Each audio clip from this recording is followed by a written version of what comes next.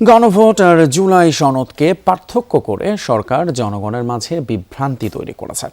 যারা হ্যাঁ ভোট দিয়েছে, রায় বাস্তবায়ন না হলে তারা বসে থাকবে না। রাজধানীতে জাতীয় নাগরিক পার্টি আয়োজিত জাতীয় কনভেনশনে এমন কথা বলেন এনসিপি, জামায়াত সহ সমমনা রাজনৈতিক দলের নেতারা। ফ্যাসিবাদী আমলের প্রত্যেকটি মানবতা বিরোধী অপরাধের বিচার দাবি করে তারা বলেন, গুম খুনে জড়িতদের ক্ষমা করা হবে আত্মঘাতী। জ্বালানি, অর্থনীতি, মানবাধিকার ও গণভোট বিষয়ক জাতীয় কনভেনশন আয়োজন করে এনসিপি। রাজধানীতে দিনব্যাপী এই কনভেনশনে অংশ নেন রাজনীতিবিদ, সাংবাদিক সহ বিশিষ্টজনেরা। রাজনৈতিক সরকারের প্রধানমন্ত্রী কনভেনশন এনসিপির মুখপাত্র আসিফ মাহমুদ বলেন, আইনি কাঠামো না থাকায় যারা ফ্যাসিবাদ তৈরিতে সহায়তা করেছেন তাদের এখন হিরো ট্রিটমেন্ট দেয়া হচ্ছে। আইনজীবী তাজুল ইসলাম বলেন, যারা গুম খুনের মতো অপরাধ করেছে তাদের ক্ষমা করা হবে আত্মঘাতী। প্রধানমন্ত্রীকেও দেখি রাজনৈতিক বিষয়গুলোকে উনি কেন জানি একটু এড়িয়ে যেতে চান, এবং উনি একটু ওই যে সোশ্যাল মিডিয়ায় বলে অনেকে পুকি হওয়ার একটু চেষ্টা করেন। তো আমরা আমাদের প্রধানমন্ত্রীকে আসলে পুকি হিসেবে দেখতে চাই না। বাংলাদেশে এই অপরাধগুলো লাখ লাখ মানুষের করেনি, কয়েকশো মানুষের সাথে জড়িত।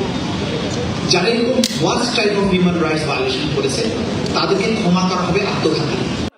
বাংলাদেশ খেলাফত মজলিসের আমির মামুনুল হক বলেন, সংস্কার নয়, নির্বাচন আদায়ই ছিল বিএনপির মূল উদ্দেশ্য। আর এবি পার্টির নেতা মুজিবুর রহমান মঞ্জু শিক্ষা প্রতিষ্ঠানে অব্যবস্থাপনায় সন্ত্রাস ছড়িয়ে পড়ার শঙ্কা জানান। আরও অন্তত ৮-১০ মাস পেরোলে মানুষ হিসাব করবে, প্রথমে হিসাব করবে যে ডক্টর ইউনূসের রেজিমের সাথে বিএনপির রেজিমের পার্থক্য কী।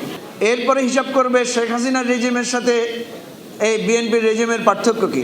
আমাদের তো শুধু ইচ্ছা ছিল যে কোনোভাবে নির্বাচন করে ক্ষমতায় যাওয়া। এই কথা যদি একটা শাসক মহলের প্রতিনিধিত্বশীল ব্যক্তিরা বলতে পারে, তো আমার কাছে তো আমার মনে হয় যে আকাশ ভেঙে পড়ার মতো।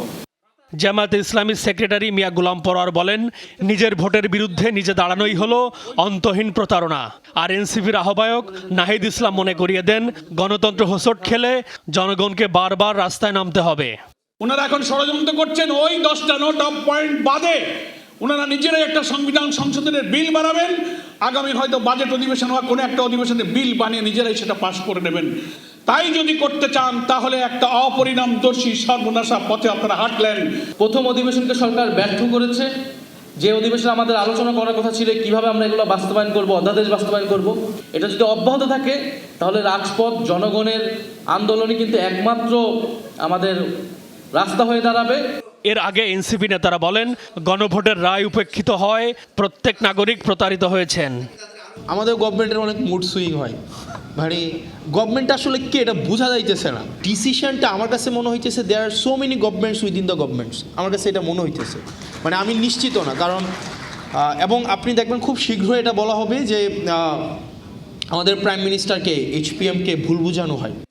বিএনপি সংস্কার থেকে সরে গেলে যারা গণভোট দিয়েছেন তাদের নিয়ে রাজপথে আন্দোলনের হুঁশিয়ারি দেন রাজনৈতিক দলের নেতারা।